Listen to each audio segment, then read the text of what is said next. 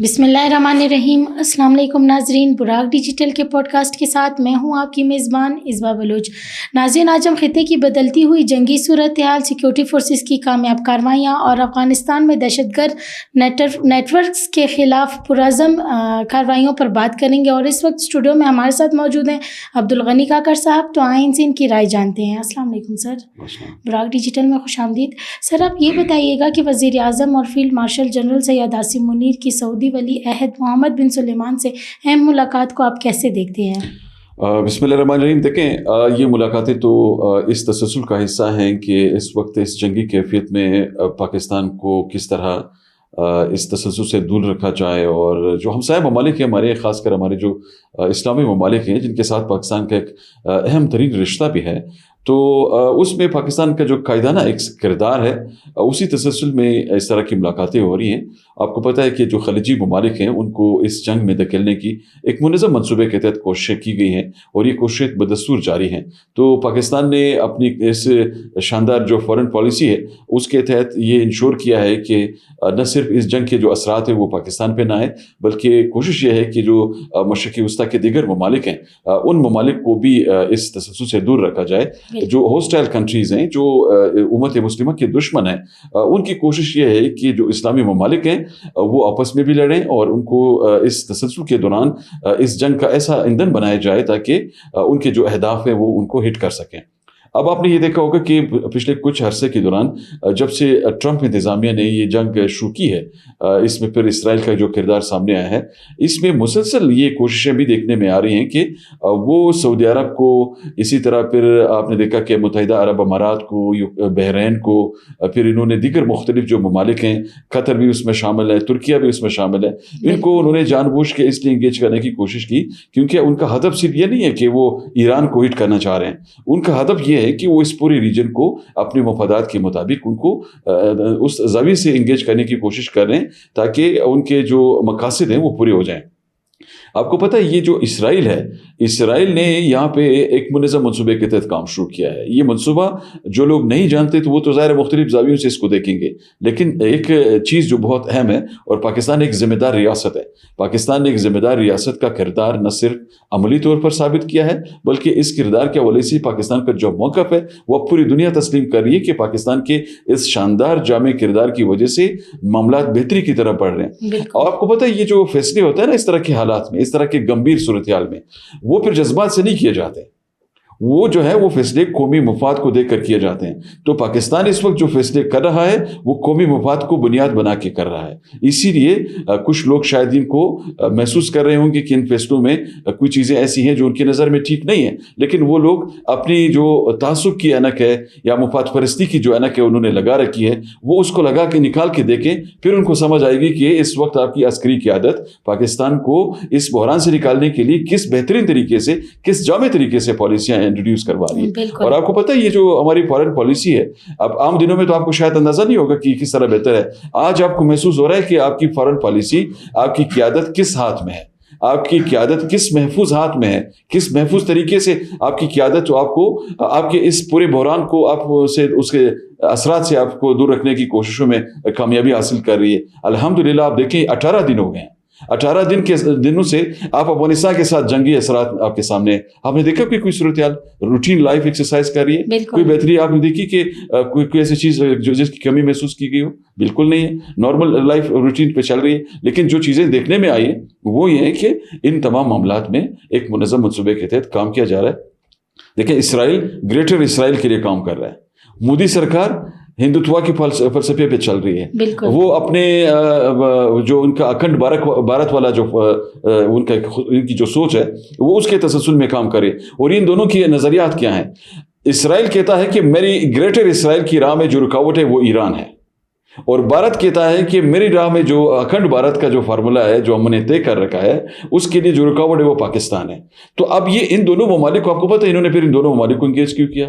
ان تمام تسلسل کو اگر آپ دیکھیں تو یہ چیزیں کل کے سامنے آتی ہیں کہ اصل میں آپ کے دشمن کا ہدف کیا ہے. بالکل سر، آپ یہ بتائیے گا موجودہ جنگی صورتحال میں خلیجی ممالک کا تحامل اور ایران کی معذرت کو آپ کیسے دیکھتے ہیں؟ دیکھیں میرے خیال میں یہ ایک بڑا اچھا تسلسل ہے جو کہ سامنے آ رہا ہے. خلیجی ممالک نے، آپ کو پتہ ہے کہ ایران نے خلیجی ممالک پر حملے کیے اور ایران کا موقف یہ سامنے آیا کہ جی وہاں پہ امریکی اڈے تھے، ہم نے ان کو نشانہ بنایا. لیکن اس میں کئی معاملات ایسے تھے جن پہ کچھ قول و فعل میں تضاد بھی دیکھنے میں آیا. کچھ حملے جو کیے گئے کچھ علاقوں میں جو نشانہ بنائے گئے ان میں وہ ملٹری انسٹالیشنز کے ساتھ ساتھ جو عام ٹریڈ کی ان کی فیسلٹیز تھی، جو تجارتی مراکز تھے، ان کو بھی ہٹ کیا گیا ہے. اس لیے پھر ان کے خلاف ایک تسلسل یہ سامنے آیا کہ ایران جو ہے شاید جان بوجھ کے اس جنگ میں ایک نیگیٹو رول جو ہے وہ پروو کر رہا ہے. حالانکہ بطور ایک اسلامی ملک ہے، ایران سے توقع یہ نہیں کی جا رہی تھی کہ وہ اس طرح رد عمل دکھائے گا.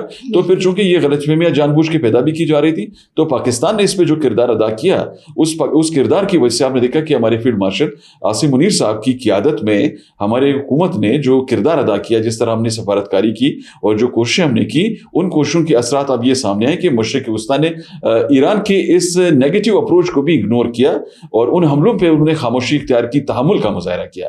پھر ایران کو یہ احساس ہوا کہ ان سے غلطی ہوئی ہے. انہوں نے پھر تحمل کے اس مظاہرے پر اپنا ایک اچھا جسر یہ دیا کہ انہوں نے ان کے جو صدر تھے مسعود پزشکان، انہوں نے باقاعدہ معافی بھی مانگی. تو یہ اسی کا ایک تسلسل ہے اور ہم یہ توقع رکھتے ہیں انشاءاللہ کہ یہ جو غلط فہمیاں پیدا کرنے کی سازشیں ہو رہی ہیں، یہ سازشیں انشاءاللہ دور ہوتی رہیں گی انشاءاللہ. سر، ایرانی صدر کی حالیہ ٹویٹ میں پاکستان اور روس کی تعریف کو آپ کیسے دیکھتے ہیں؟ دیکھیں اس کی وجہ یہ، میں نے سر پہلے بھی آپ کو بات اس میں اپنے ٹیک میں یہ بات بتائی. ایرانی جو حکام ہے، ایرانی جو اس وقت انتظامیہ ایرانی حکومت کی، ان کو یہ احساس ہو گیا ہے کہ اس خطے میں اگر کوئی اچھا ملک ہے جو کہ ایک اچھے اسلامک زاویے سے آئیڈیالوجی کے تحت وہ ایک کردار ادا کر رہا ہے تو وہ پاکستان ہے. ان کی پاکستان کے حوالے سے مس کیلکولیشن بھی اب ان کو سمجھ آ رہی ہے کہ وہ غلط ثابت ہو رہی تھی نا. وہ جو مس کیلکولیٹ کر رہے تھے پاکستان کے رول کے حوالے سے، چاہے وہ ایران ہو چاہے وہ دیگر ممالک ہو، ان کو اب یہ احساس ہو گیا ہے کہ یہ چیزیں اس رخ پر نہیں جا رہی جس طرح وہ ایکسپیکٹ کر رہے تھے. اسی لیے پھر آپ دیکھیں کہ ان چیزوں کے بڑے اچھے اثرات سامنے ہیں. اور مشرقی وسطیٰ میں یہ باقی جو بھی ہمارے ممالک ہیں جہاں پہ یہ جنگی کیفیت ہے اس وقت، اس کیفیت کو تحمل کے ساتھ اور ایک دوراندیشی پر مبنی سیاسی بصیرت کے ساتھ یہ معاملات جو ہے بہتر کیے جا سکتے ہیں.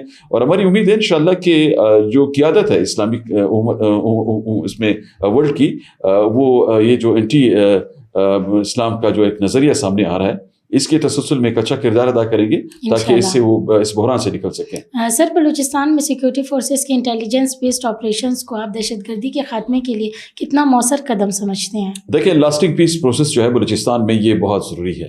اور لاسٹنگ پیس پروسیس کے لیے بلوچستان میں حکومت نے ہمیشہ زبردست اقدامات کیے ہیں. ان اقدامات کے بدولت آج بلوچستان میں امن قائم ہے. آج بلوچستان میں دہشت گردوں کے عزائم خاک میں مل رہے ہیں. آج بلوچستان میں وہ دہشت گرد، وہ پراکسیز جو انڈیا اور اسرائیل کے ٹکڑوں پہ پل رہے تھے، جنہوں نے بلوچستان کے لوگوں کو ورغلا کر اپنے مقاصد کے اصول کے لیے انہوں نے کوششیں کی، مسلسل بدامنی پھیلانے کی کوشش کی. آج آپ دیکھیں کہ اس تمام تر سیناریو میں الحمدللہ صورتحال بہت سموتھلی جاری ہے اور ان کے عزائم خاک میں ملائے گئے اور انشاءاللہ یہ اسی طرح چلتا رہے گا. اب ان کو موقع نہیں ملے گا کہ وہ پاکستان کے خلاف کسی سازش کا وہ حصہ بنے، کیونکہ نہ صرف ہماری سیکیورٹی فورسز نے ان کے جو عزائم ہیں وہ خاک میں ملائے ہیں، بلکہ بلوچستان کے غیور لوگ جو ہیں، بلوچستان کے غیور لوگوں کے سامنے ان کا اصل جو چہرہ ہے وہ آشکار ہو چکا ہے. اس لیے لوگ ان کو مسترد کر رہے ہیں، مختلف علاقوں میں لوگ ان کے خلاف نکل رہے ہیں اور لوگوں کے اس رد عمل کی وجہ سے یہ حکومت کو تو شاید افورڈ کر لیں لیکن عوامی رد عمل کو یہ افورڈ نہیں کر سکتے یہ لوگ، کیونکہ ان کی سیاست کا محور عوامی ہے. یہ عوامی نعرے کو بنیاد بنا کے یہ اس طرح کے معاملات میں اپنا کردار سامنے لاتے ہیں. تو جب عوامی ان کو رد کریں گے تو ظاہر ہے پھر تو یہ مقصد کبھی پورا نہیں ہونے والا ہے. بالکل. سر، آپ یہ بتائیے گا آپریشن غضب للحق کی تازہ ترین اپڈیٹس کیا سامنے آ رہی ہیں؟ دیکھیں آپریشن غضب للحق تو بھرپور طریقے سے جاری ہے افغانستان میں، اور تازہ ترین اپڈیٹس یہ ہیں کہ آپ نے دیکھا ہوگا کہ کابل میں، پکتیکا میں، کندہار میں اور دیگر مختلف علاقوں میں جو طالبان کی سینٹرل لیڈرشپ ہے وہ کہاں پہ ہے آج کل. وہ روپوش ہو چکی ہے۔ روپوش ہونے کی وجہ یہ ہے کہ ان کو پتہ ہے کہ ان کے بچنے کا کوئی چانس نہیں ہے اگر وہ اسکرین پر آئیں گے، اس لیے وہ بے بنیاد دعوے کریں۔ ان کی جو ساز و سامان ہے سارا، آپ کو پتہ ہے وہ سارا تباہ ہو چکا ہے۔ اکثر علاقوں میں ان کے جو اسلحے کے ڈپو وہ تباہ ہو گئے، ان کی فضائیہ تو کوئی ہے نہیں۔ یہ سارے لوگوں کو لانے کے لیے بے بنیاد دعووں کے ذریعے ہوائی فائرنگ کر کے حقائق مسخ کرتے ہیں، اور ان کا بھی ایک پروپیگنڈا بریگیڈ ہے انڈین بریگیڈ کی طرح، جو کہ دعووں پہ صرف انحصار کرتے ہیں۔ تو اب ان کی جانب سے بھی دعوے سامنے آ رہے ہیں، لیکن ہماری پاک فضائیہ نے الحمدللہ ان کے جو 55 سے زائد جو اہداف ہیں ان کو ہٹ کیا ہے افغانستان کے مختلف علاقوں میں، اور کابل میں، باقی دیگر علاقوں میں جو جہاں بھی ہمیں انٹیلیجنس مل رہی ہے ہماری سیکورٹی ایجنسیز کو، وہاں پہ کارروائی ہو رہی ہے، اور ان کارروائی کے زبردست اثرات بھی آ رہے ہیں۔ انشاءاللہ آپ دیکھیں گے کہ بڑے شاندار نتائج سامنے آئیں گے، اور افغانستان سے یہ جو ایک ناسور ہے اس کا بہت جلد خاتمہ ہوگا انشاءاللہ۔ بالکل، بہت شکریہ سر آپ کا وقت دینے کے لیے۔ ناظرین، پاکستان نے تو یہ بات واضح کر دی ہے کہ وہ اپنی دفاع کے لیے ہر محاذ پر پوری طور پر تیار ہے، دشمن کو ان کے انجام تک پہنچایا جا رہا ہے۔ تو ناظرین، آج کے پوڈ کاسٹ سے اجازت چاہوں گی، انشاءاللہ ایک نئے پوڈ کاسٹ کے ساتھ بہت جلد حاضر ہوں گی۔ اللہ حافظ۔